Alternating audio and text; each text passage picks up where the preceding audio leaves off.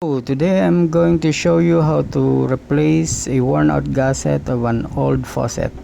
As usual, let's turn off our main water valve.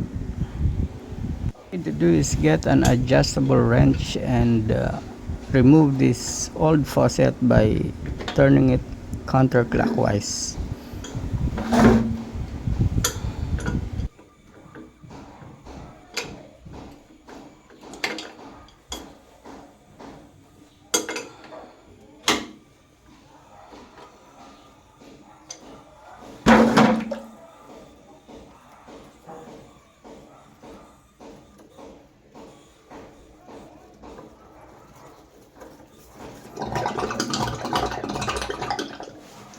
You can see we could no longer unscrew this one because the screw head has already been eaten by rust.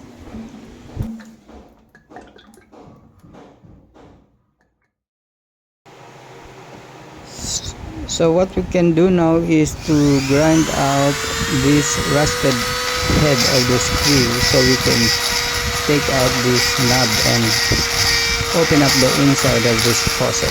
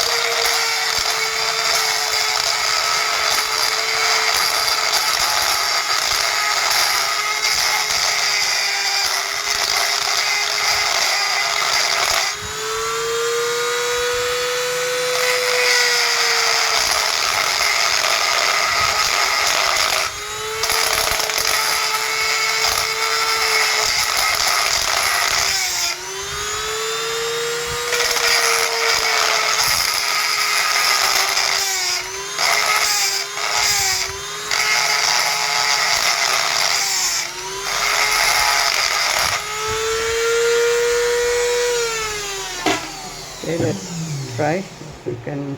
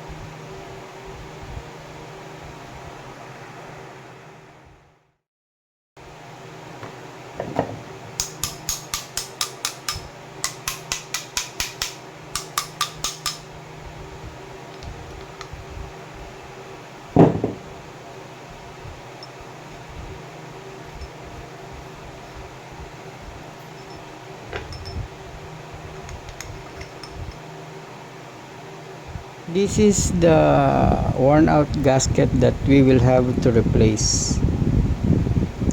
Let's put it out.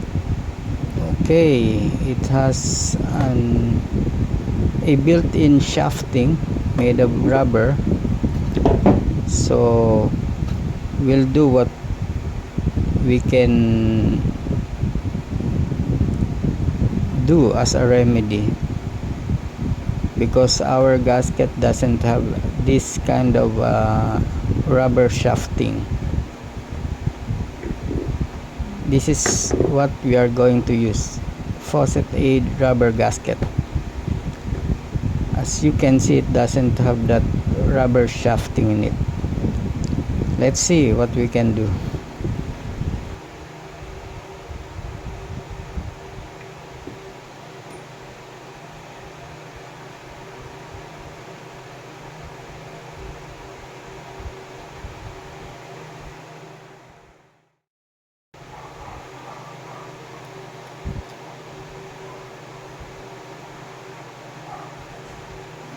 I will use this quick drying glue by putting it inside of the hole where the rubber shafting originally sits,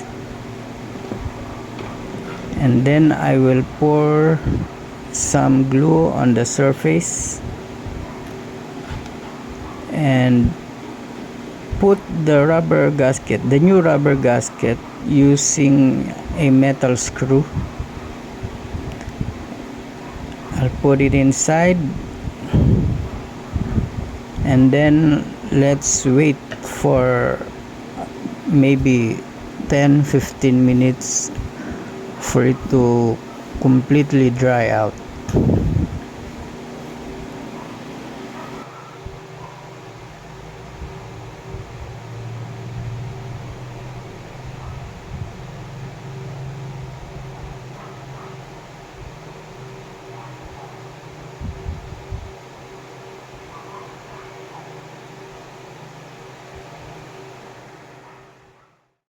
Okay, 15 minutes has passed. Let's put it back on.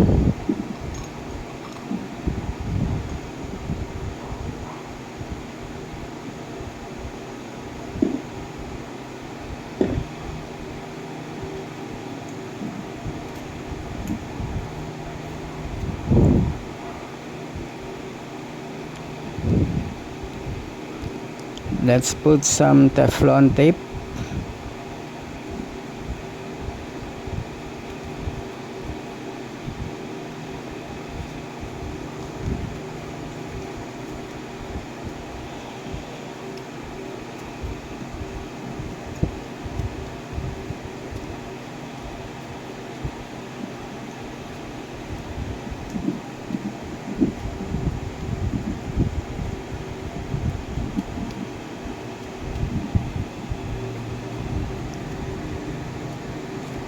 Okay, that's enough.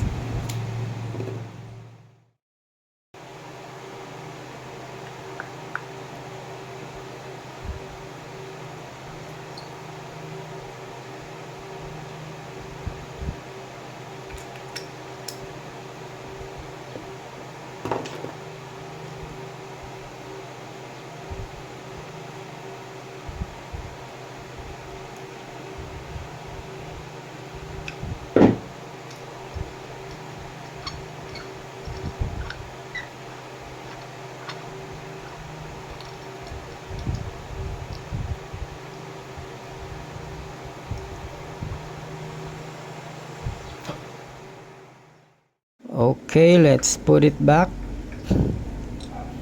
by turning it clockwise and use our adjustable wrench to tighten it further. Continue turning it clockwise.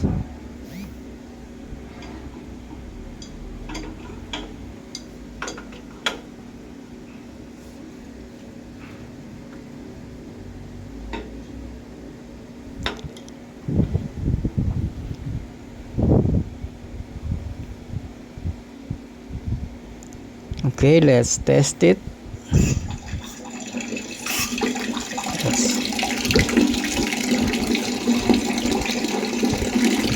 Let's close it.